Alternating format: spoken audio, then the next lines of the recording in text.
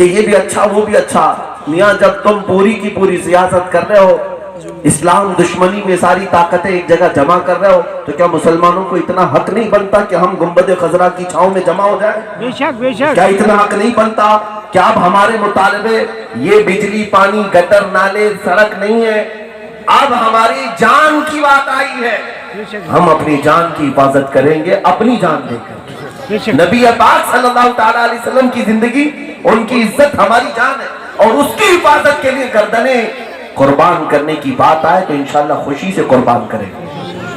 عزیزان گرامی, میں جو بات عرض کر رہا تھا وہ یہ ہے, اپنی گفتگو کو میں سمیٹتا ہوں, ختم کرتا ہوں چند جملوں کے ساتھ. رسول پاک صلی اللہ تعالیٰ علیہ وسلم کے لیے جو صحابہ اکرام تھے وہ سمجھ گئے تھے. انہوں نے اپنے بچے لٹا دیے, اپنے گھر بار لٹا دیے, اپنی خواہشیں قربان کیا.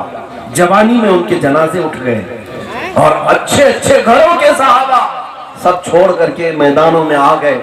کیوں آئے میرے عزیز, کیوں آئے؟ کیا ان کے اپنے بیوی بچے نہیں تھے؟ کیا ان کا گھر بار نہیں تھا؟ ان کو جینے کا شوق نہیں تھا؟ زندگی تو ان کی بھی تھی. ہماری زندگی ہے جس طرح سے آپ سمجھتے ہو کہ بہت سارے بزنس کون کرے گا, گھر دیکھے گا کون, بیوی بچے کون پالے گا, یہ سارے خیالات شیطان وسوسے کے ساتھ ڈالتا ہے. یقین اتنا پیدا کرو, ایمان اتنا پیدا کرو, جب میں کچھ نہیں تھا اللہ نے مجھے پیدا کیا, ایک نطفے سے اللہ نے مجھے پیدا کیا. وہ قادر مطلق ہے. مجھ سے میں یہ پوری دنیا کا نظام نہیں چل رہا ہے. آپ کیا سمجھ بیٹھے ہو کہ آپ سے پورا گھر چل رہا ہے, آپ سے سارا نظام چل رہا ہے؟ میاں آپ جیسے ہزاروں آئے گئے, دنیا قائم ہے. اللہ قیوم ہے, وہ قائم رکھے گا. تمہارے گھر کی فکر تمہارے ذمہ نہیں دی گئی, یہ ساری دنیا کی فکر تم اللہ اور اس کے رسول کی رضا کی فکر کرو, باقی سارے کام اللہ اپنے ذمہ پر لیتا ہے. ان تنصروا اللہ ینصرکم, اگر تم اللہ کے دین کی مدد میں لگے ہو تو اللہ تمہاری مدد فرما. وہ سارے معاملات اللہ تعالیٰ خود اپنی شان پر لیتا ہے. اس لیے میرے عزیزوں, وقت تمہارے پاس بھی کم ہے, ہمارے پاس بھی کم ہے. جان تو جانی ہی ہے, چاہے وہ بچا کر کے گھر میں بیٹھے رہو تو کورونا یا اومیکرون جو بھی آ رہے ہیں وہ ایسے بھی حد پہ چڑھ جا رہے ہیں. تو جب مرنا ہی ہے تو یہ ریپ ہو کر کے یا کسی طرح ہاسپٹل میں پاؤں رگڑتے رگڑتے مرنے سے بہتر ہے نام مصطفیٰ پر آواز بلند کر کے دنیا سے جائے, نبی پاک کی عزت کا پرچم لہرا کر کے دنیا سے جائے, تاکہ جائے تو قبر میں آرام سے سونا تو ملے, آرام سے سونا تو ملے. اعلیٰ حضرت نے یہی کہا ہے کہ خاک ہو کر عشق میں آرام سے سونا ملا, خاک ہو کر عشق میں آرام سے سونا ملا, جان کی اکسیر ہے الفت رسول اللہ. اور پوری گفتگو سمیٹتا بھی ہوں اسی نام پاک سے, اس لیے کہ آج زمانے کی ضرورت ہے.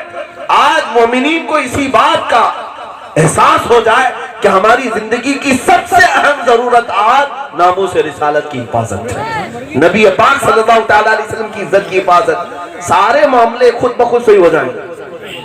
ایجوکیشن میں پیچھے لوگ کہتے ہیں آپ اس پر بھی بولیں, بے حیائی بڑھتی جا رہی ہے آپ اس پہ بھی بولیں, رشوت خوری ہے, سود خوری ہے, زنا ہے, جوا ہے, ہمارے معاشرے میں بہت ساری خرابیاں, اس پر آپ بولیں. میں کہتا ہوں سب پر بولا جا سکتا ہے, سب پر. یہ ساری چیزیں آٹومیٹک صحیح ہو جائیں گی اگر مومن رسول اللہ کا وفادار ہو جائے, اگر میرے مصطفیٰ کا وفادار ہو جائے, یہ ساری چیزیں خود بخود چھٹ جائیں گی, خود بخود نکل جائیں گے.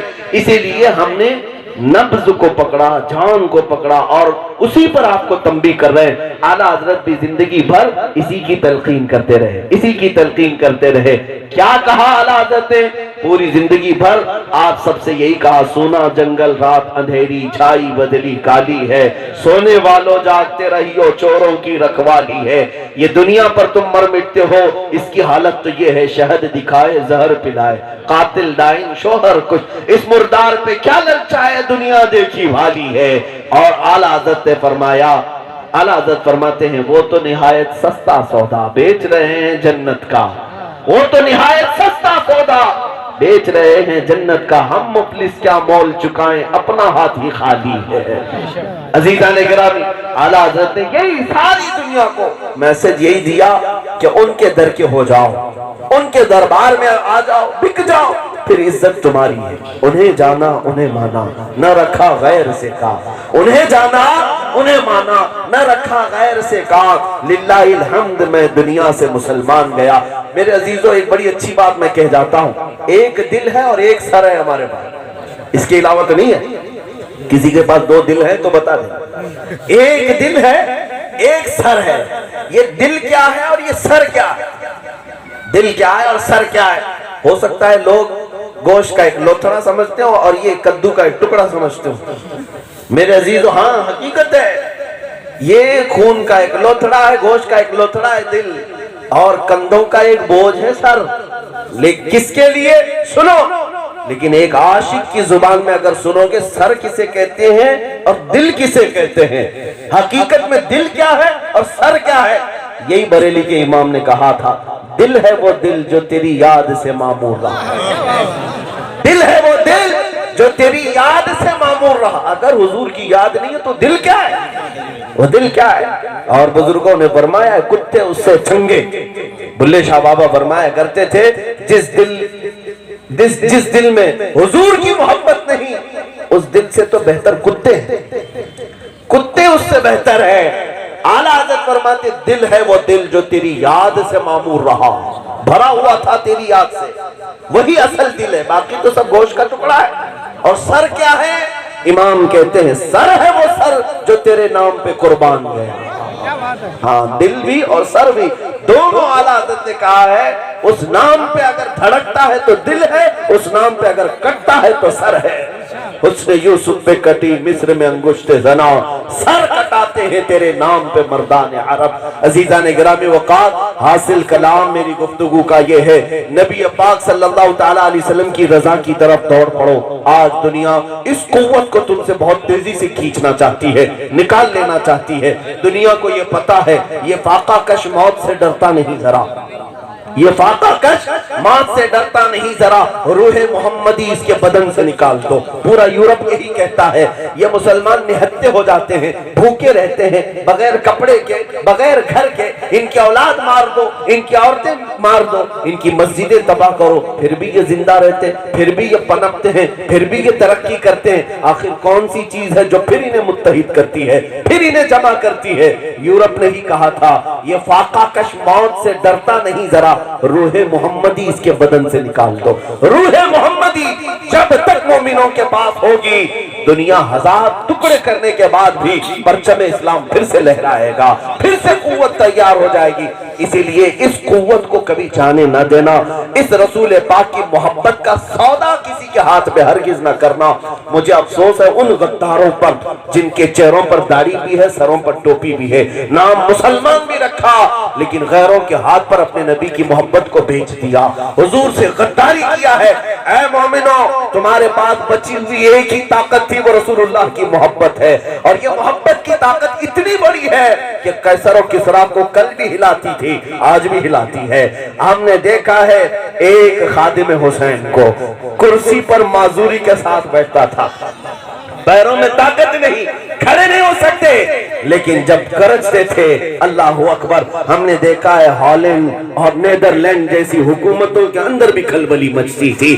اس کے بعد احساس ہوا میرے عزیزو، اصل طاقت نہ زبان کی ہے نہ پیروں کی ہے، اصل طاقت وہ عشق مصطفیٰ کی ہے۔ وہ بیٹھ کر کے جنگل سے بھی اگر ایک عاشق پکارے، طاغوتی طاقتوں کے اندر زلزلہ تو آ ہی جانا ہے، آنا ہی ہے۔ ہم نے بھی محسوس کیا ہے، ایک مسجد کے اندر چند نوجوانوں کے بھی میں نے درد کے ساتھ پکارا تھا اس پاکھنڈی خبیث کو کہ آجا محبت مصطفیٰ کو ہم دکھاتے ہیں، نبی پاک کی محبت کا ایمان ہمارے ساتھ ہے، ہم آگ کیا آتش فشاں سے بھی ٹکرانے کو تیار ہیں، آگ کیا ہے کوہ آتش فشاں سے بھی ٹکرانے کو تیار ہیں۔ لیکن یہ بات ہو سکتا ہے ایک مسجد کے اندر اندر کی گئی تھی، میں آج 6 مہینے کے اندر محسوس کر رہا ہوں آواز کو مولا تعالیٰ نے گلی گلی میں پہنچایا، ہر محلے میں پہنچایا، ہر بچے اور نوجوان تک پہنچایا۔ ہم نے کئی بچوں سے پوچھا آپ تک یہ بات کیسے آئی؟ کہا آج نہیں مولانا، اسی وقت آئی تھی، رمضان المبارک میں آئی تھی۔ میں نے اس دن محسوس کیا اے بار الہا، یہ تیرا کرم ہے جو تیرے نبی پاک کو حاضر و ناظر جان کر کمزور آدمی بھی آواز اٹھاتا ہے تو پہنچانا میرے رب کی شان ہے۔ وہ ہر دلوں میں پیوست کرنا یہ مولا تعالیٰ کی قدرت سے ہوتا ہے۔ عزیزان گرامی، کبھی اپنے آپ کو ہلکا مت سمجھنا، تمہارے پاس عشق رسول کی بڑی دولت ہے، بڑی دولت ہے۔ جس دن یہ بیدار ہو گئے، جس دن یہ بیدار ہو گئے، پھر ہر قوم پکارے گی محمد ہمارے، پھر ہر قوم پکارے گی محمد ہمارے، چاہے وہ خوشی میں ہو یا مجبوری میں ہو، لیکن تمہارے بیدار ہونے کی دیر ہے، بیدار ہونے کی دیر ہے۔ میں کئی سالوں پہلے ایک بات پڑھا بھی تھا اور اس کو میں نے کہا بھی تھا، میں آپ کے لیے فنون لطیفہ سے نہیں ہے، حقیقی بات میں کہہ جا رہا ہوں۔ دنیا دیکھ رہی ہے تمہارے ہر قول و فعل کو، ہمارے پیچھے بھی ساری طاقتیں لگی ہوئی ہیں، ہاں ساری چیزیں، ان کو کون فنڈنگ کرتا ہے، کون بیکنگ کرتا ہے، کہاں سے ان کے پاس کیا کیا آتا ہے، سب چھان بین ہوتی ہے۔ میرے عزیزو الحمدللہ ان کی ناک رگڑ جائے تب بھی نہیں پتہ چلے گا کہ کون بیکنگ کرتا ہے، پوری زندگی ڈھونڈ ڈھانڈ کر کے نکال نہیں سکیں گے، کیونکہ بظاہر ہم نے نہ سیاسی طاقتیں جمع کی ہے، نہ ہی کوئی نیتا ہمارے ساتھ آنے کو تیار ہے۔ کیوں میاں؟